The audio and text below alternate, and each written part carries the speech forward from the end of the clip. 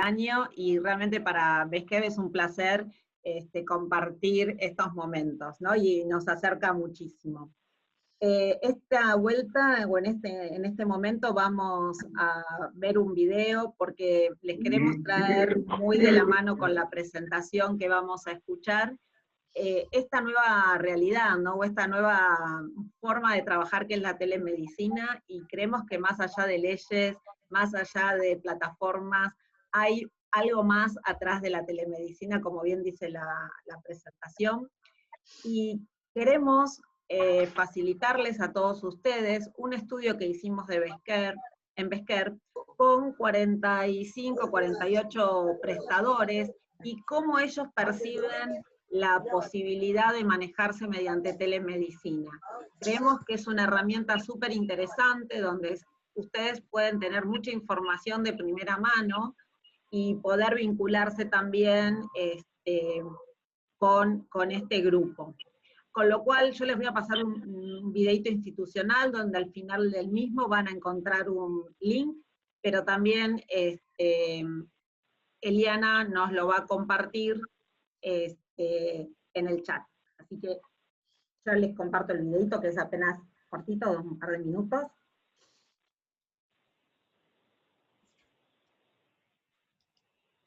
A ver. ¿Lo están viendo? Sí, sí.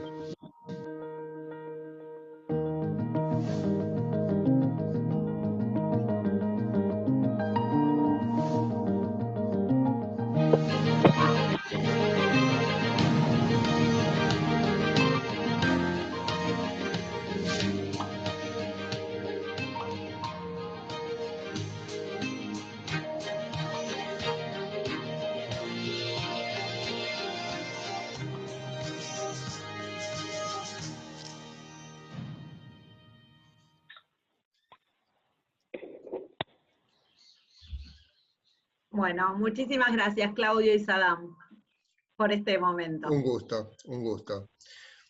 Bueno, vamos a presentar al doctor Iván Huespe. Esto tiene mucho que ver también lo que es telemedicina o lo que es la tecnología aplicada a la salud. Justamente el anterior congreso de SADAM, que fue en agosto del año pasado, se dedicó a estos temas. Y bueno, evidentemente la telemedicina y con todos sus derivados tecnológicos e informáticos ha venido para quedarse. Y bueno, con Iván vamos a ver una interesante charla e innovación que ellos están desarrollando, están muy vinculados a la tecnología. Lo voy a presentar, es médico asociado al Servicio de Terapia Intensiva de Adultos del Hospital Italiano de Buenos Aires. El doctor Huespe posee numerosos trabajos de investigación publicados y premios de investigación, entre ellos ha sido finalista en el premio Merck, Secretaría de Ciencia y Tecnología, para la Innovación en Ciencias de la Salud 2019. Han trabajado muy bien en inteligencia artificial para la predicción de mortalidad en pacientes críticos. Por otro lado, también participó como disertante en numerosos congresos. Así que bueno, doctor Iván Huespe, toda suya la disertación. Bueno, muchísimas gracias en primer lugar por la invitación. La verdad estoy muy agradecido y espero, bueno, que les parezca interesante. Vamos, en primer lugar me gustaría agregar o comentar, yo estoy haciendo ahora el doctorado en la Universidad de Buenos Aires. Mi doctorado se basa en esto mismo, en modelos predictivos por inteligencia artificial en pacientes críticos. Sin embargo, algo que quiero destacar, porque lo vamos a tocar un poco en la charla, a su vez, en paralelo con eso, soy becario de investigación en medicina interna y también tengo una base, o lo que más he trabajado hasta ahora, que estoy un poco más dedicado a la inteligencia artificial, es en la investigación clínica. ¿Por qué? Porque la inteligencia artificial tiene una visión un poco diferente a los estudios convencionales de investigación clínica, y es algo que vamos a ir tocando y revisando durante la charla. Voy a compartir la pantalla. Bien. Bueno, entonces, hoy lo que vamos a ir revisando, en primer lugar, es un poco los conceptos o cómo la inteligencia artificial incurre en la medicina, un poco de conceptos generales de inteligencia artificial.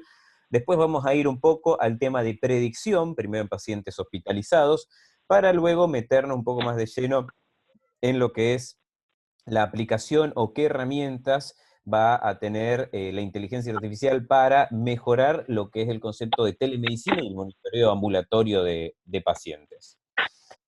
En primer lugar, cuando hablamos de inteligencia artificial, que es un concepto que ahora está tan nombrado, tenemos que tener en cuenta que es una herramienta, ¿sí? Son herramientas informáticas aplicadas a la medicina que, ¿qué es lo que hacen? Lo que hacen es copiar o simular procesos cognitivos humanos complejos, como cuáles, como por ejemplo el aprendizaje, como por ejemplo el razonamiento, y muy importante la autocorrección. Es decir, en base a los datos, los algoritmos solo pueden ir aprendiendo y corrigiéndose.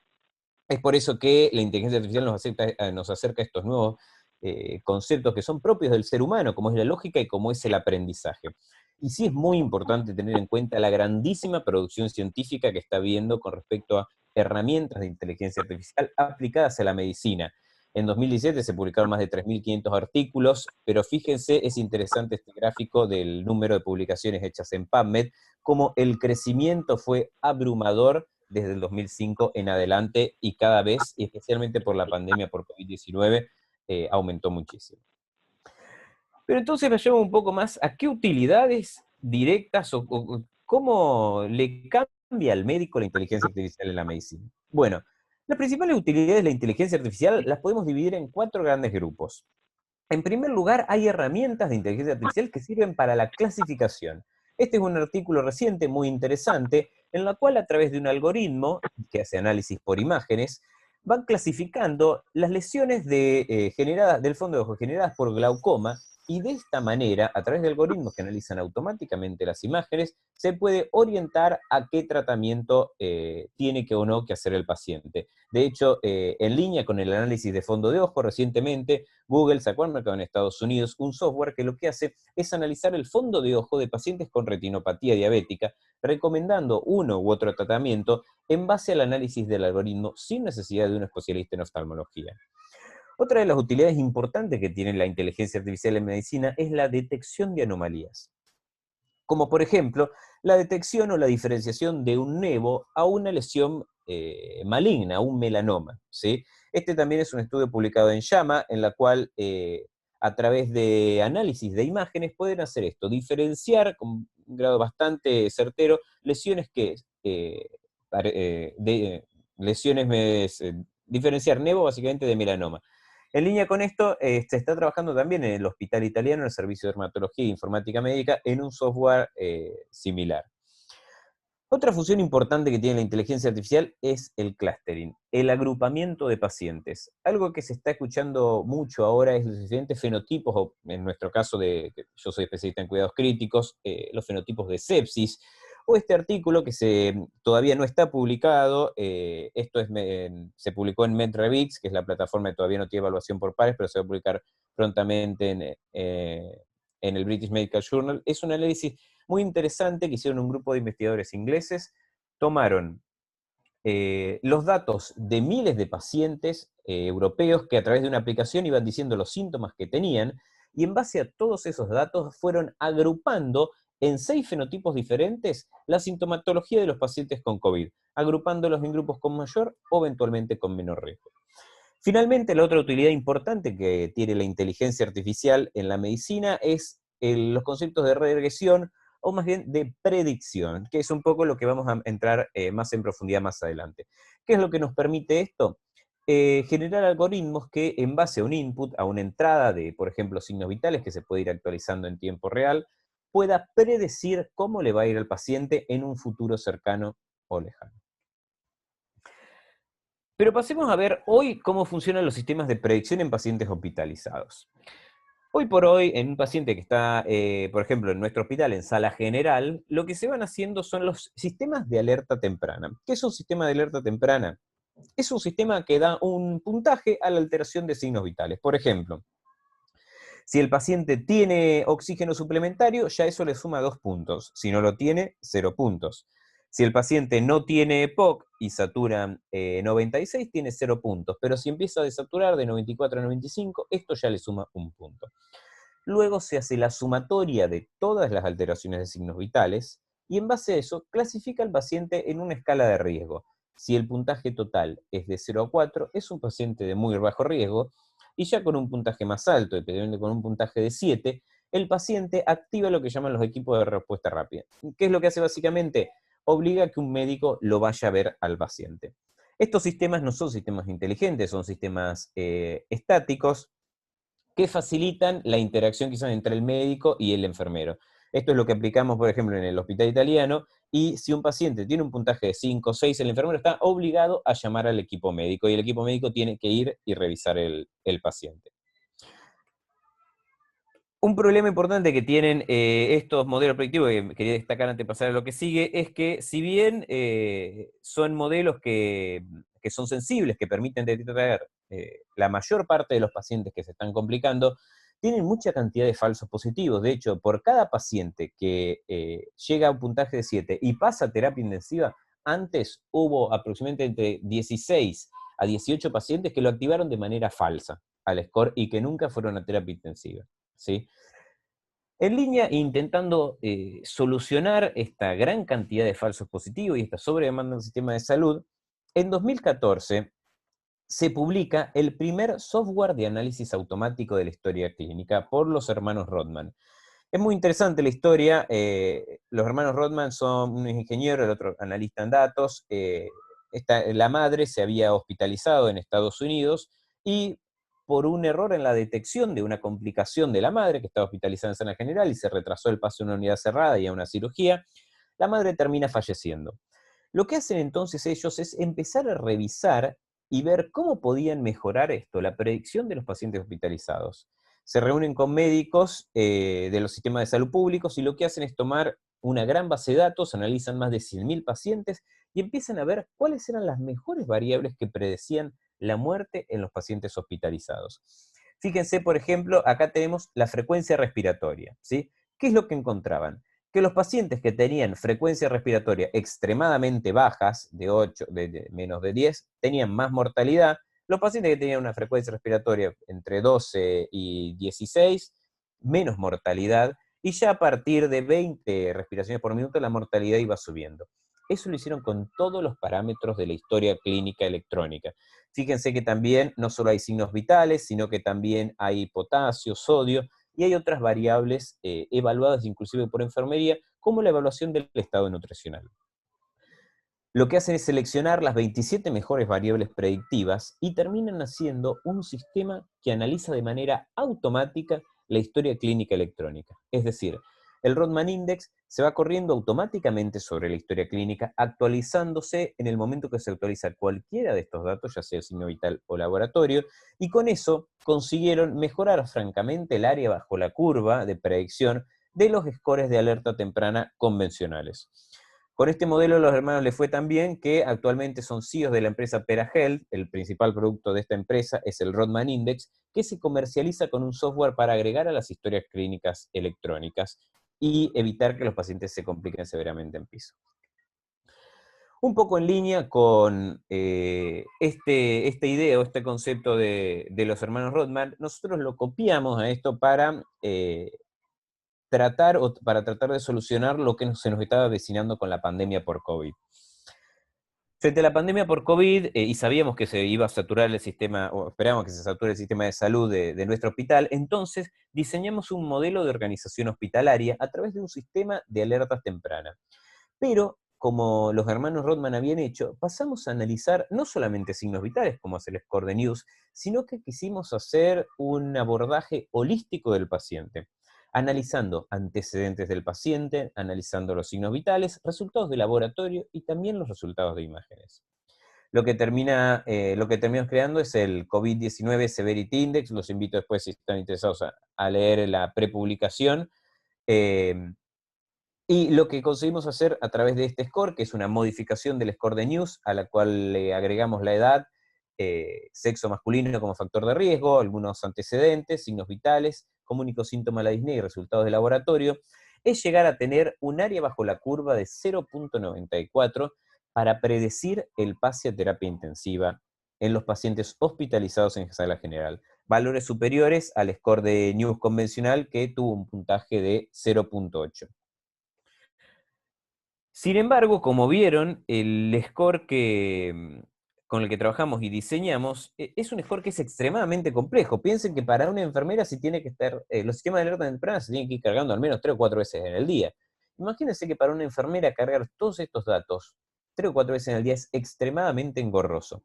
Para eso, ¿qué es lo que hicimos? Hicimos evolucionar un poco nuestra historia clínica electrónica. Y esto es un concepto muy importante con respecto a la aplicación de inteligencia artificial en la salud. Los datos tienen que ser estructurados. Es decir, nosotros no podemos hacer un ingreso que sea escrito a mano o escrito en computadora en texto libre que diga el paciente tiene antecedentes de POC, de insuficiencia cardíaca. Es muy difícil para que un modelo predictivo interprete la lectura, tome ese dato y lo sume a un modelo. Lo que tuvimos que hacer es estructurar toda la información de la historia clínica. Cuando se hospitalizaba un paciente por COVID, el ingreso del paciente era estructurado, es decir, se ponía si el paciente tenía antecedente de ICC por sí o por no, si antecedente de POC por sí o por no, y el grado de POC, y así con todos los datos, tanto el ingreso, las evoluciones diarias, como los resultados de imágenes. Esto nos permitió que el COVID-19 Severity Index se vaya corriendo y actualizando en tiempo real. ¿Qué hicimos gracias a esto? Conseguimos hacer planillas de control. Nosotros, no día a día, sino segunda medida que se actualizaba un nuevo signo vital o un nuevo laboratorio del paciente, se iba actualizando el riesgo del paciente de evolucionar a enfermedad severa. Nosotros día a día en la terapia podíamos ir viendo qué cantidad de pacientes estaban en sala general en color naranja o en color rojo, para ir viendo cuál iba a ser la eventual demanda del día de pacientes que tenían que subir a terapia intensiva. Esto no solamente nos sirvió, como dije, estar precavidos de parte del servicio y mejorar la organización de las camas, sino también mejorar un poco la organización de enfermería, porque enfermería habitualmente siempre se divide en las enfermeras en grupo de a 10 pacientes, independientemente de la gravedad que tenga un paciente. Sin embargo, cuando un paciente estaba en naranja o rojo, eran pacientes que requerían un monitoreo más estricto si no se podía pasar todavía el paciente a terapia intensiva. Lo que se intentó entonces ir haciendo es que las enfermeras, si tenían pacientes rojos o naranjas, tengan 4 o 5 enfermeros, y si el paciente tengan 4 o 5 pacientes por enfermero, pero si el paciente estaba en verde, podía tener 10 o eventualmente 11 pacientes, pues no eran pacientes que tengan un riesgo severo de pasar inmediatamente a una unidad cerrada.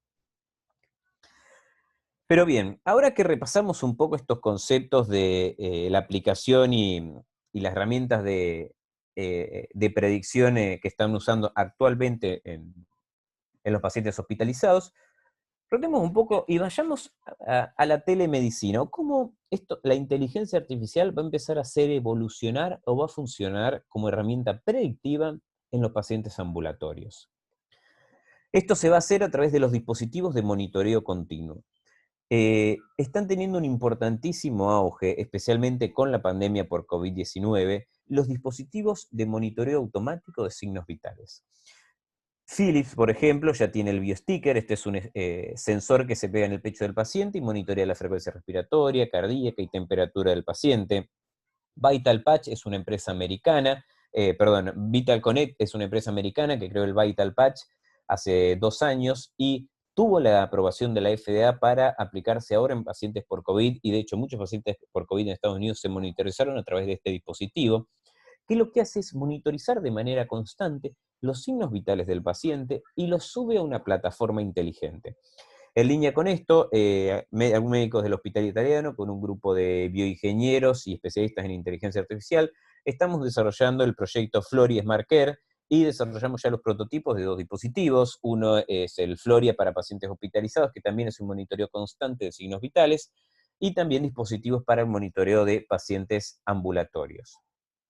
Pero, ¿cuál es o por qué decimos que la inteligencia artificial toma un rol muy relevante en este tipo de dispositivos? En primer lugar, remarcando lo anterior, fíjense el crecimiento que están teniendo los dispositivos de monitoreo continuo. En 2015 el mercado mundial era 6.3 billones de dólares, pero se espera que para el 2026 el mercado mundial por este tipo de dispositivos sea de 272 billones de dólares, con un crecimiento logarítmico. ¿Por qué? Porque cada vez hay mejores dispositivos, hay mayor cantidad, cada vez son más portables y cada vez van a pasar a ser más y más económicos. Entonces, los sistemas de salud se van a encontrar dentro de 10 años o menos quizás, con miles de pacientes con una monitorización constante, pacientes que eventualmente tengan alto riesgo, que lo soliciten o la obra social, o que por la enfermedad lo requieran.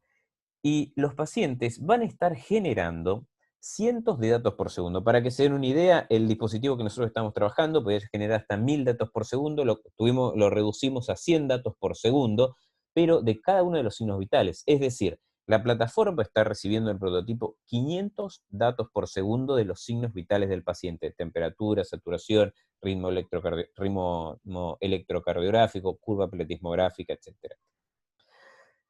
Pero entonces acá nos surge un inconveniente.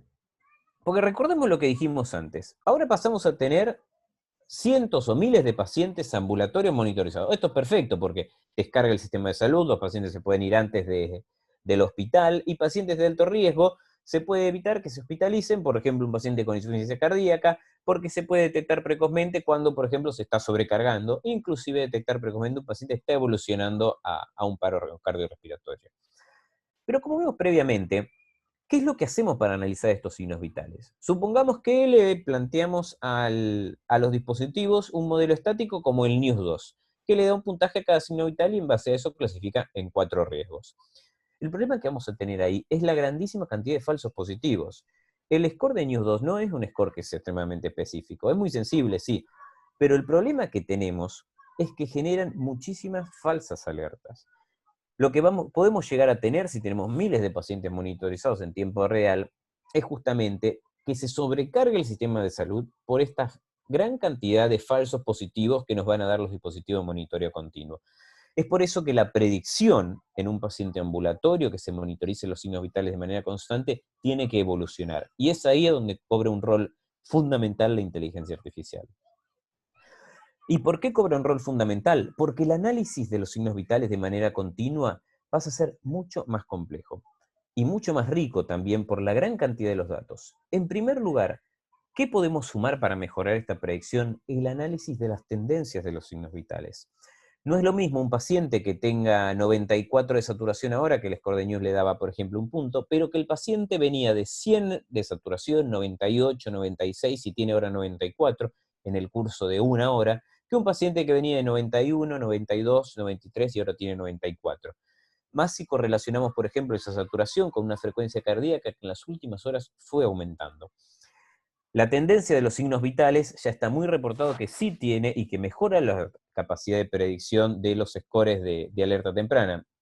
Esta es una publicación que se hizo en pacientes sépticos, en los cuales se encuentra que el seguimiento o el análisis de las tendencias de la presión arterial es mucho más rica para predecir que el valor crudo de la presión arterial en un momento dado. Y también esta es una revisión sistemática publicada hace unos meses en PLOS ONE, donde analiza finalmente 2 trabajos, que ambos trabajos también coinciden en que la revisión o el análisis de las tendencias de los signos vitales mejoraron la capacidad predictiva que tenía el valor también crudo de signo vital. Y otro dato muy importante que suma la capacidad de analizar grandes volúmenes de datos por inteligencia artificial es la variabilidad individual de un solo signo vital. Por ejemplo, y lo más reconocido por todos es la variabilidad de la frecuencia cardíaca, ¿sí? Un paciente sano tiene que tener variable la frecuencia cardíaca. A medida que nosotros hacemos ciclos respiratorios, inspiración, expiración, cambia la presión adentro del tórax, baja y sube la precarga, y en base a eso la frecuencia cardíaca tiene que aumentar o reducirse. En los pacientes que tienen especialmente trastornos neurológicos, neuropatía diabética, insuficiencia cardíaca, está demostrado que ya tienen grandes alteraciones en la variabilidad cardíaca, pierden la capacidad del corazón de ir variando la frecuencia respiratoria frente a distintos estímulos, y esta pérdida en la variabilidad cardíaca es un reconocido factor de riesgo cardiovascular y especialmente factor de riesgo de paro cardiorrespiratorio repentino, que es justamente nuestro outcome principal para todos estos dispositivos de monitoreo automático de signos vitales. Este es un análisis muy interesante, remarcando un poco lo que vimos previamente. Este es un gráfico, un análisis que se llama de puntos multiescala. Acá lo que se ve en colores es un gráfico de densidad. En rojo está cuando hay mayor frecuencia, en verde, amarillo y en azul cuando hay menor frecuencia. Estos son los intervalos RR en primer lugar de pacientes sanos. Fíjense que la mayoría de los intervalos RR, es decir, la mayoría de las frecuencias cardíacas de estos pacientes sanos se mantuvieron aproximadamente en un segundo entre cada intervalo RR. Sí es importante que había variabilidad, no siempre fue igual. Es decir, hay veces, como vemos menos frecuentemente, porque el azul habla de que hubo menor densidad de frecuencia, hubo intervalos RR que fueron mucho más cortos y algunos que fueron más largos. Pero en pacientes sanos tiene que verse este patrón, un patrón de variabilidad. Fíjense, como es lógico, en la fibrilación auricular esto ya pasa a ser mucho más heterogéneo.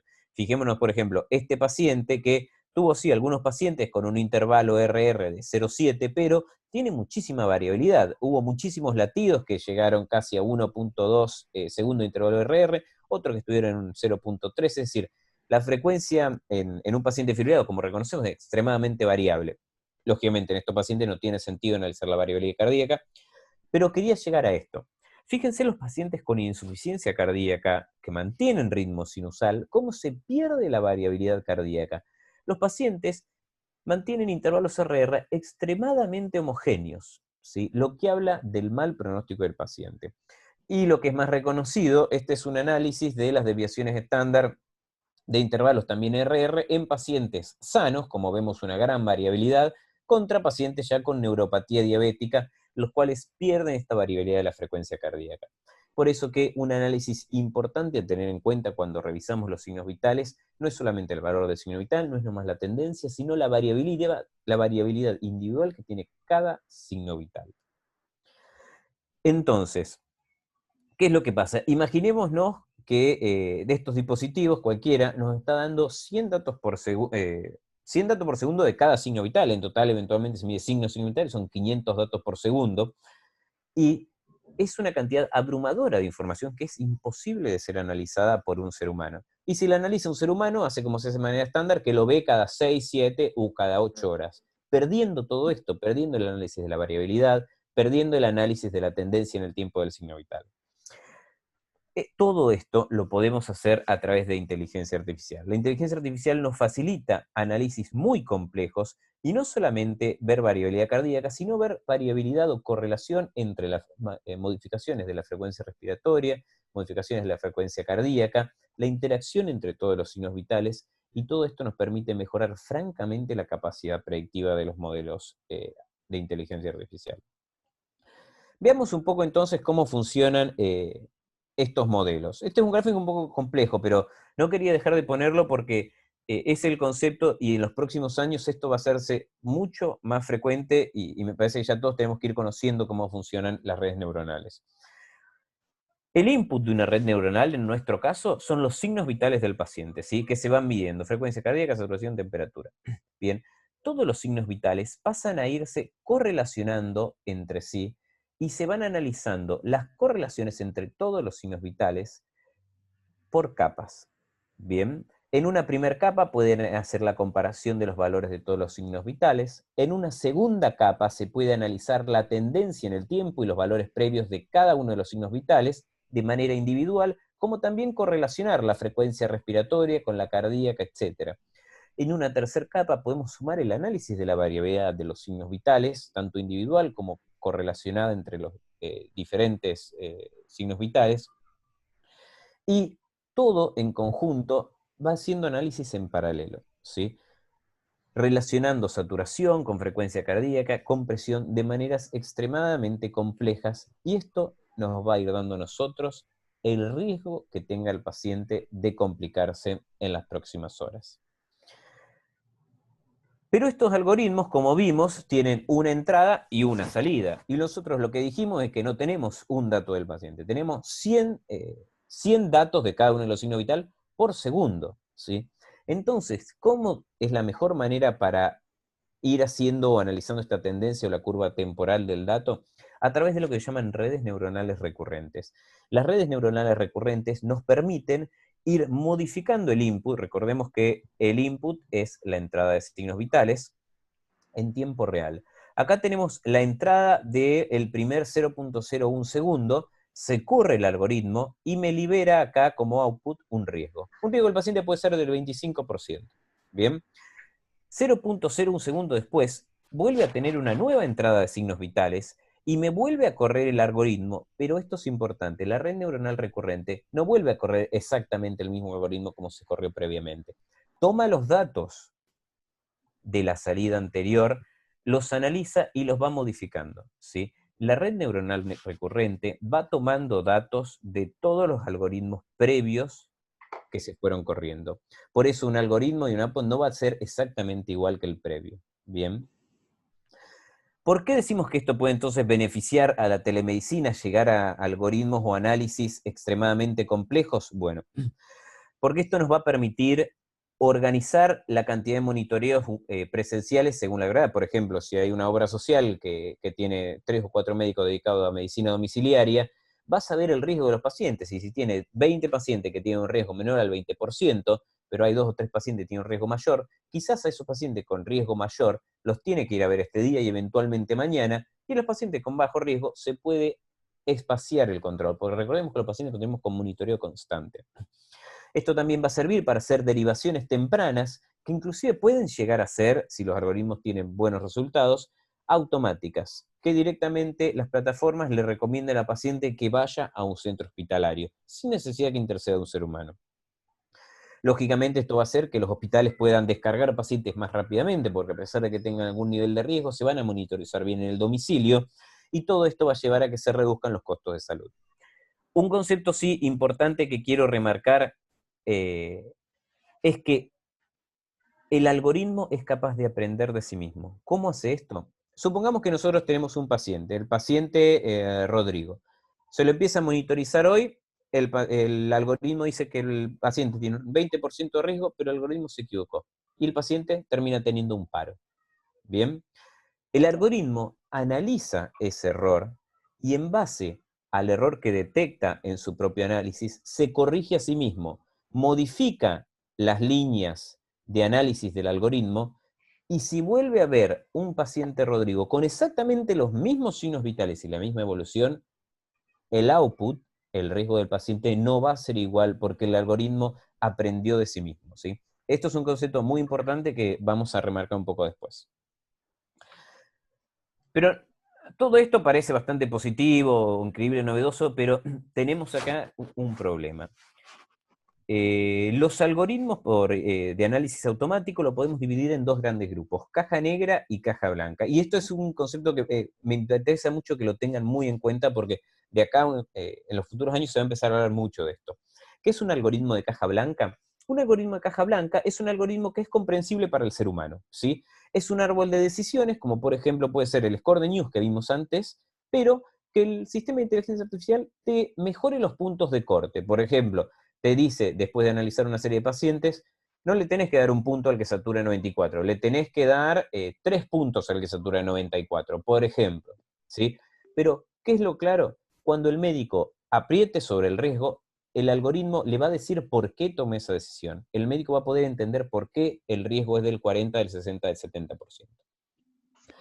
Con los algoritmos de caja negra no pasa esto. Lo que estuvimos hablando antes son algoritmos de caja negra. Son algoritmos extremadamente complejos que analizan la variabilidad individual de una variable, la correlación entre muchos signos vitales, la tendencia en el tiempo de los signos vitales, y la complejidad que tienen estos algoritmos hace que sea el riesgo que nos dé el algoritmo sea incomprensible. Vamos a tener un paciente que tiene un riesgo del 80%, pero no vamos a poder entrar al algoritmo y detectar por qué el riesgo es del 80%. Esto es muy interesante. En 2015, un usuario, justamente, para remarcar estos conceptos, hizo la denuncia de que la aplicación de Google Fotos determinaba que sus amigos de color los clasificaba como gorilas, como monos o como gorilas. ¿Bien? ¿Qué es lo que hizo Google cuando detecta esto? Eliminó de su algoritmo a los gorilas y a los monos. Hizo que no aparezcan más en ninguna imagen. Pero, ¿qué es lo que respondió Google cuando se le solicita que modifique el algoritmo?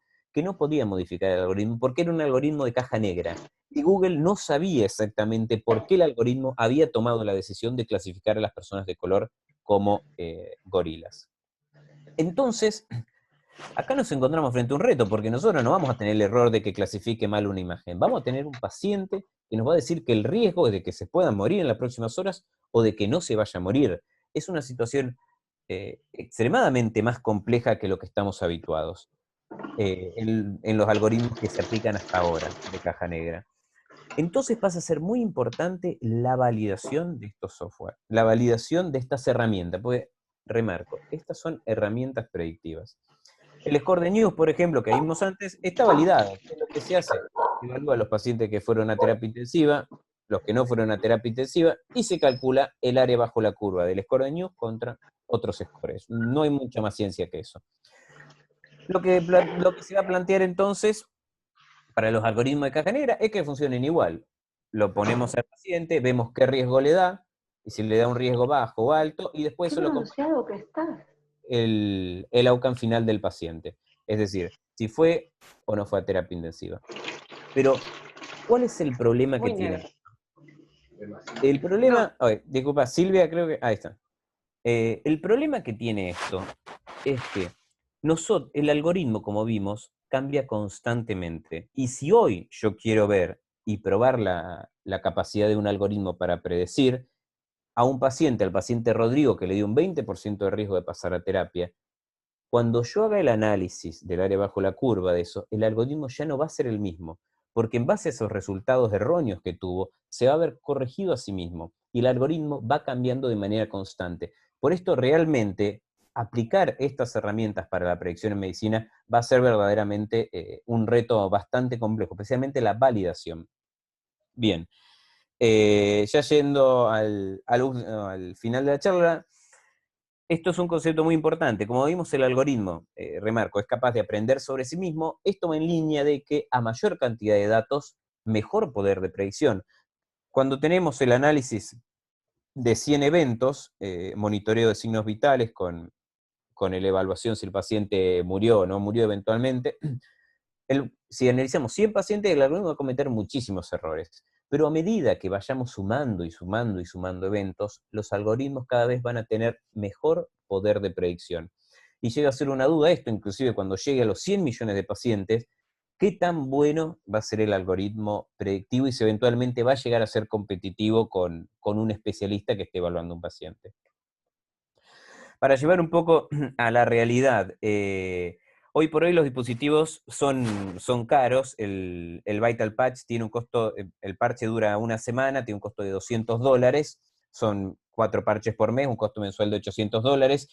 En parte viendo esto, y nosotros estamos trabajando, como contó previamente, en el proyecto Floria de monitoreo, que esperamos llegar a conseguir un costo mucho más barato, pero en realidad estos sensores y dispositivos desde el 2006 pasaron a ser mucho más económicos, y esperamos llegar a dispositivos que lleguen a nuestra realidad, que cualquier paciente, inclusive en instituciones públicas, pueda llegar a monitorizarse eventualmente con un costo inferior a los $10 mensuales.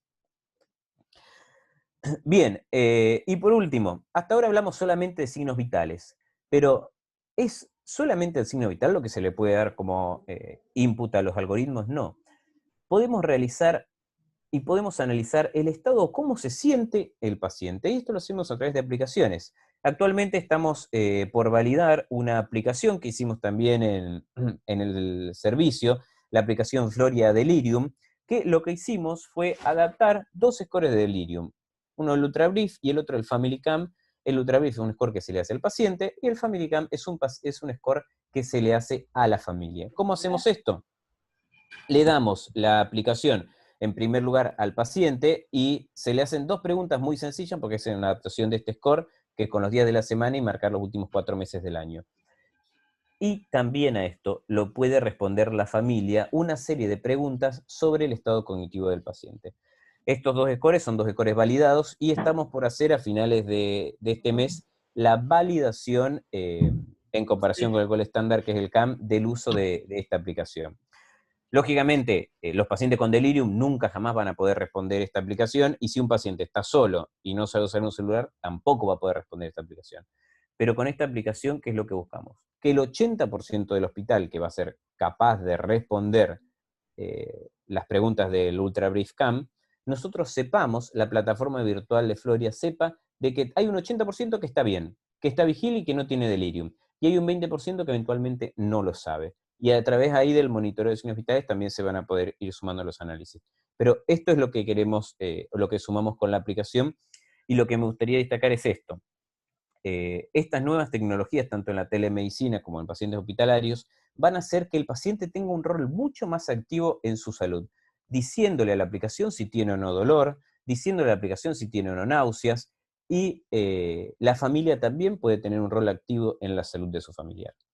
Como conclusiones finales, podemos decir que entonces que la inteligencia artificial hoy ya está empezando a tener un rol importante en la medicina, y esto va a hacerse cada vez más fuerte.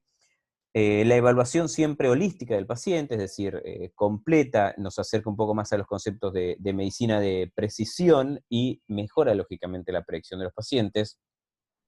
Los análisis de los signos vitales que nos suma la inteligencia artificial es esto, lo de agregar tendencias, lo de agregar el análisis continuo y evaluar la variabilidad de los signos vitales.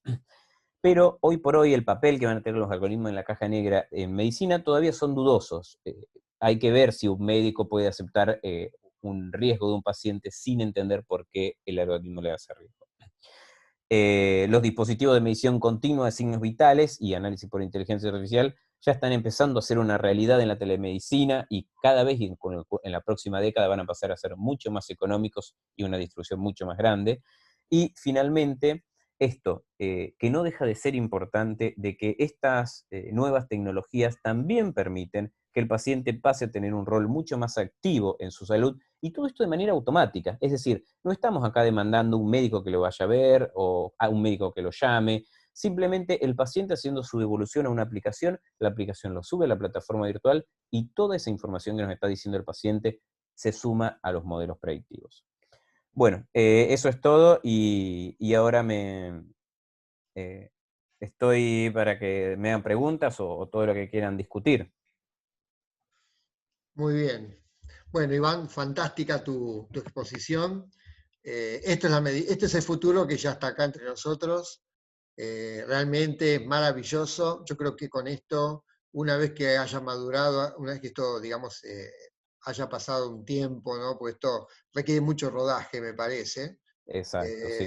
Creo que el error médico por un lado y después por el otro, las posibilidades de llegar a un tratamiento satisfactorio y una buena vigilancia de los pacientes, además de evaluación de riesgos y todo esto que nos has dicho, va a ser, creo que es la medicina del futuro. Por supuesto, es un modelo, yo que hago farmacoeconomía, estamos pasando de un modelo, en algunas cosas hay alguna similitud, los modelos estáticos, los modelos donde lo que importa es el dato en sí, como bien vos decías, no importa tanto el dato, sino la evolución de la tendencia. Esto se da en muchas disciplinas ya, porque en realidad de modelos que son deterministas estamos pasando a modelos probabilísticos, donde las Exacto. frecuencias de aparición de los eventos no es la misma, y lo que importa más es la tendencia justamente hacia dónde va, y cómo es la película más que la foto, ¿no? Claro. Con lo cual, bueno, esto realmente yo creo que es el futuro. Por supuesto hay desafíos y dudas y hasta miedos, si uno quiere, ¿no? Por ejemplo, Sin un duda. desafío es, bueno, estos sistemas de caja negra, cómo se vigilan, cómo se validan, digamos, qué tipo de seguridades tenemos de que no aparezca un cisne negro, ¿no? De repente funciona siempre Exactamente. bien, y bueno, ¿y qué garantías tenemos o qué seguridades, esta sería mi primera pregunta quizás, qué seguridades tenemos de que podamos controlarlo el sistema, de que podamos darnos cuenta cuando aparezca un output que sea absurdo, ¿no? Exactamente, sí. ¿Ustedes cómo lo ven eso? Mira, lo primero que quería comentar en base a lo que charlaste en el principio, Claudio, es que lo que además suman estos sistemas es que el sistema y el análisis inteligente y automático no se cansa, no está dormido, funciona las 24 horas del día, y acá en La Quiaca o en Ushuaia de la misma manera y con los mejores estándares. Es decir, acá desaparece el residente cansado, desaparece la enfermera que estaba cansada y no fue a controlar al paciente. Los pacientes pasan a tener un monitoreo constante, automático e inteligente todo el tiempo. Bien, eso es algo que la verdad enriquece mucho y le vemos nosotros muchísimo potencial. Con respecto a lo segundo que comentaste, Bueno, claro, ahí tenemos un problema, porque encima no es, el algoritmo no es estático. Y hoy a un paciente, como vimos en la charla, le puede dar un riesgo del 20%, pero a ese mismo paciente con los mismos signos vitales, mañana el riesgo puede ser distinto, ¿sí? Lo cual nos pone en una situación muy, muy compleja. Mi principal formación, y de hecho ahora soy becario en la sección de medicina interna del hospital, y también trabajo mucho en lo que es la medicina clínica. Y realmente creo que va a haber un poco que cambiar los conceptos de validación de los scores predictivos para evitar esto que vos comentaste previamente. Para verdaderamente decir, este algoritmo de caja negra sirve o no sirve, este algoritmo de caja negra mejora los resultados y la predicción del paciente o no lo mejora.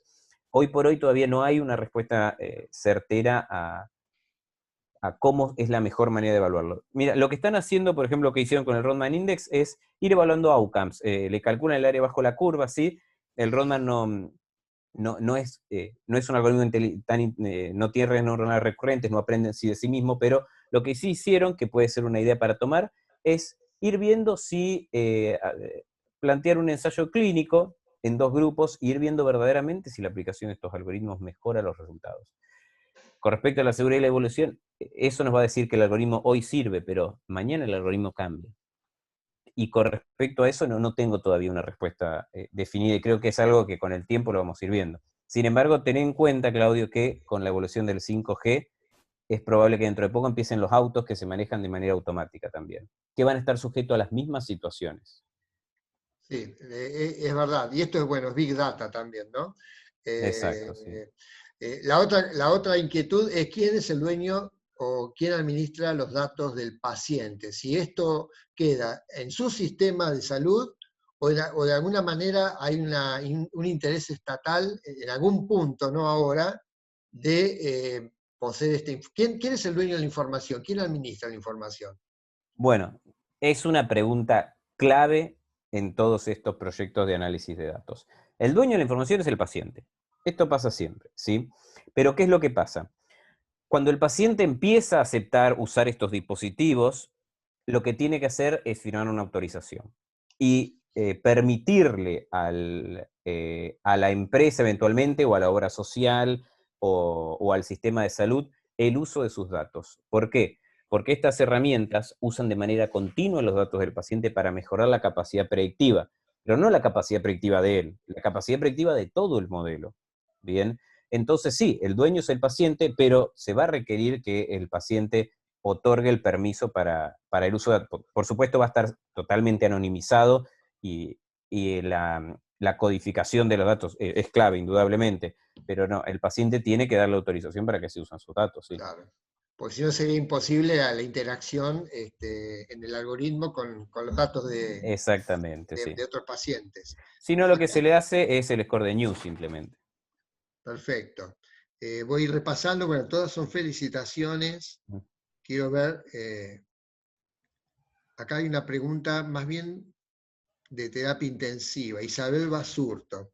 En sala general pueden ser 10 enfermeros, pero en terapia intensiva, digamos, está de alguna manera, ¿cuántos enfermeros puede haber en una terapia intensiva por paciente en el caso de un paciente altamente comprometido, ¿no? Eso es muy variable, depende de la terapia intensiva. El ratio varía de 1:1 a 1:3, 1:4 ya es el máximo, no puede haber más de 4 Claro, pacientes por claro. cada enfermero. Pero acá lo que quiero destacar, hay muchos de estos modelos, y los principales empezaron en terapia intensiva porque el paciente de terapia intensiva es el que da más datos. Tiene monitoreo constante de signos vitales, tiene ventilación mecánica, que genera un grandísimo flujo de datos, y por esto muchos de estos modelos empezaron en los pacientes en terapia intensiva. ¿Qué es lo que suma esto? Sí, suma capacidad predictiva. ¿Por qué? Porque la enfermera, suponemos un ratio de enfermera que tenga 2 o 3 pacientes, no está mirando el monitor multiparamétrico constantemente. Pensemos que lo que analizan estos signos vitales. Uy, creo que tengo ahí una Ya lo resuelvo. Mm. A ver.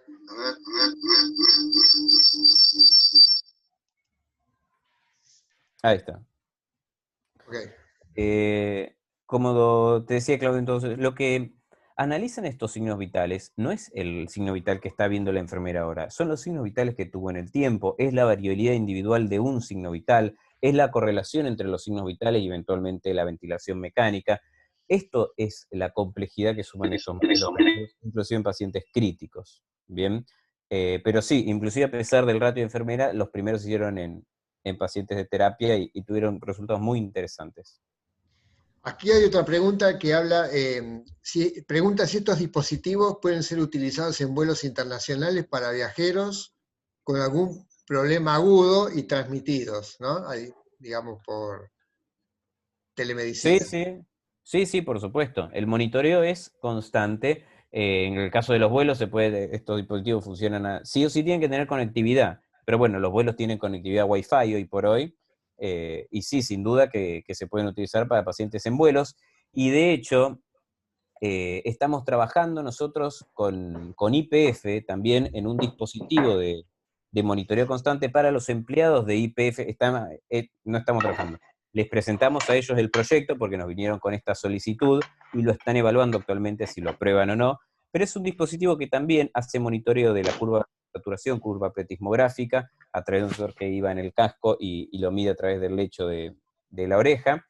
Y funciona no a través del Wi-Fi, sino que lo estamos trabajando para que funcione a través de red Tetra, que es la red de radios, que también puede funcionar.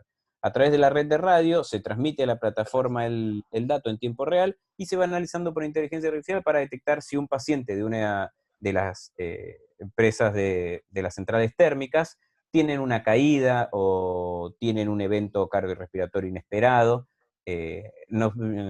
Justamente estamos trabajando, mira, en este mismo tema, modificando esto, no por Wi-Fi, sino por red Tetra, porque la conectividad ahí en estos lugares era muy mala y nos pidieron modificar este sistema de transmisión.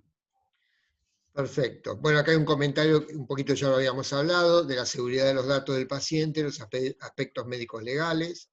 Aquí un comentario de Rubén Bernuccio, que a futuro deberíamos pensar sobre sesgos en la detección automática y pensar que puede existir también el concepto de, además de errores humanos, una evolución de errores probabilidad del algoritmo. El algoritmo también. Errar esa probabilidad del algoritmo, que hablábamos un poco. Totalmente. Va El aprendiendo análisis de un ser humano es muy complejo. Claro. Bueno, ¿quién administra? Esto lo dimos. ¿Quién audita las plataformas? Acá hay una pregunta, si estas plataformas son auditadas. Hoy las plataformas, esto todo es muy nuevo. Por ejemplo, con el Vital Patch de Vital Connect, lo que audita y el que maneja la plataforma es la auditoría general la tiene la empresa, pero después lo tiene cada hospital. El dispositivo funciona en ambulatorio, desconozco cómo hicieron funcionar el ambulatorio, yo tengo más conocimiento de la parte hospitalaria, es el mismo dispositivo, se pone en ambiente hospitalario de casa, pero en el hospitalario el que lo audita y el que lo maneja es el hospital, ¿sí?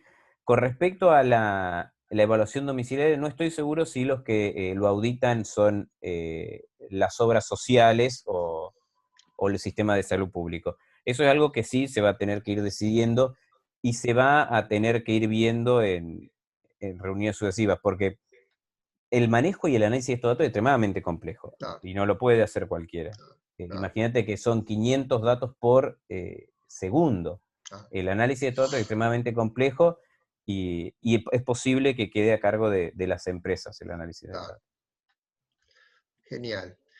Otra pregunta, ¿qué impacto tendrá en el estrés laboral de enfermería? ¿Agregaría alarmas a las ya existentes? Justamente lo que esperamos es que reduzca la carga laboral de enfermería, porque imagínense que enfermería deja de tener que monitorizar signos vitales. Claro. El signo vital se analiza, y no solamente, esto es importante, porque no es la medición, lo que remarcamos nosotros es que esto es la interpretación del signo vital. No mide y no hace falta que interprete si la alteración del signo vital, todo eso pasa a ser automático y reduce de esta manera la carga de enfermería, reduce la situación de estrés o de ansiedad cuando la enfermera va a ver un paciente que se está ahogando, un paciente que está en paro, porque eso la detección de eso estaría a cargo de los sistemas de análisis de monitoreo automático. Perfecto. Bueno, no sé si alguien quiere, a micrófono abierto, damos la posibilidad de hacer algún comentario. Aquí hay otra pregunta. ¿Se piensa en un consentimiento informado para limitar la probabilidad de información del paciente que escape de un ámbito fuera del mismo? Sí, esto se ha contestado. Sí, es lo mismo. Siempre cuando un paciente adhiere a un sistema de monitoreo automático, va a tener que consentir eventualmente el uso de datos, o si no, va a estar la posibilidad, si no quiere consentir el uso de datos, que se apliquen los scores predictivos estándar. El score de News no necesita ninguna autorización. Los datos no se van a usar para nada. Se evalúa el score de News y listo. Perfecto. Bueno, realmente ha sido excelente la presentación. Iván, te Bueno, muchas felicitamos, te gracias, agradecemos mucho. Y creo que este es un esbozo de lo que viene, ¿no? Dentro de unos años vamos a estar hablando de sistemas, de algoritmos. Esto es como cuando empezamos, creo yo, ¿no? Es una apreciación mía, con la primera PC en casa, por ahí un DOS más un Windows, no sé, 3.11 en el año, no sé, 90. Y esto no tiene límites. Yo creo que va a evolucionar cada vez más rápido, se va a perfeccionar, se va a complejizar. Me parece que dentro de 10 años va a ser inimaginable la medicina sin este tipo de herramientas, salvo factores económicos o factores de subdesarrollo que hagan que todavía tengamos que estar en la medicina, digamos, no sé si llamarlo hombre a hombre, ¿no? No, pero cada vez esto, de hecho, el objetivo y lo que va a hacer esto es que reduzca los costos de salud. Pero remarcando un poco lo que vos dijiste y cómo la inteligencia artificial hoy se metió en la vida de todos, pensemos que hace 20 años, si vos te decían, ¿quién llega más rápido? ¿Vos con un teléfono o el mejor taxista de Capital Federal desde Retiro, por ejemplo, a Vicente López? No lo dudarías a las 2 de la tarde. No lo dudaría que el taxista sabe mucho más que cualquier teléfono.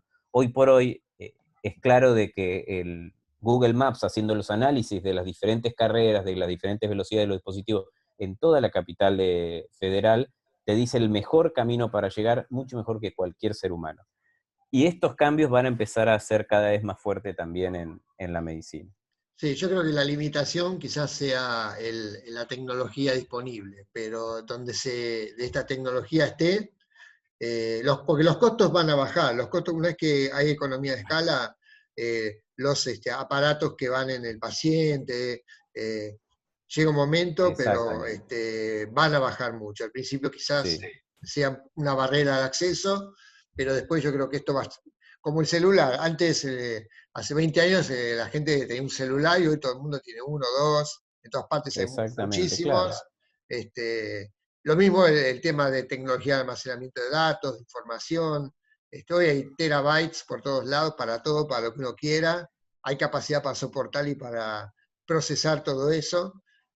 Así que realmente esto es realmente la medicina del futuro, pero que ya creo que la estamos vislumbrando. Y está muy bueno, que gente como vos esté trabajando en esto, porque creo que es un camino genial realmente, muy prometedor, muy prometedor. Acá tengo una más, y vamos a hacer la última pregunta y te liberamos. No, sobre seguridad. Están preguntando aquí si se puede hackear, si es posible que este sistema sea manipulado malintencionadamente, digamos. ¿Cómo estamos con eso, con la seguridad? Claro, el problema es que sí, puede llegar a eventualmente ser hackeado estos sistemas. Es por eso que pasa a tener un dato en todas las empresas que están trabajando en esto. Y de hecho, imagínense, nosotros cuando empezamos este proyecto, el que está encargado del área de inteligencia artificial de Florida Smart Care es el ex subdirector de ciberseguridad de la policía de la ciudad de Buenos Aires. Porque es clave. La ciberseguridad de los datos te lo pondría y lo remarcaría como uno de los datos más relevantes, porque sí, estos sistemas pueden ser hackeados, como se puede hackear Google, como se pueden hackear cuentas bancarias, se puede hackear también el monitoreo de signos vitales de un paciente. Claro. Situación que es eventualmente extremadamente grave, pero sí, la respuesta es que se puede llegar a hackear. Claro. Bueno, si queda alguna consulta, alguna pregunta, aquí nos estás dejando tu mail. Sí. Siéntanse libres de escribirme. Así que bueno, realmente agradecemos mucho. Aprovecho y agradezco mucho La presentación estuvo buenísima, muy, muy, muy interesante. Muchas gracias, Iván, muchas gracias, Claudio, debes quedar más que felices. Bueno, muchas gracias a ustedes por la invitación. Muchas gracias, Eliana, muchas gracias, Silvia. Iván, bueno, te esperamos para dentro de un año a ver cómo evolucionan los algoritmos. La evolución. A ver los algoritmos qué hacen. Vamos a ver qué tal. Exactamente. Bueno, muchas gracias a todos por haberse sumado a esta reunión, muchas gracias a todos los expositores, a Saddam, a los sponsors, y bueno, seguimos en contacto, y ante cualquier consulta, la charla va a estar, está grabada, por supuesto, y va a estar a disposición en la página web de Saddam para quien la quiera volver a ver o quien la quiera compartir. Así que bueno, muchas gracias a todos. Y seguimos en contacto. Gracias. Chao, nos vemos. Mucho Gracias. gusto.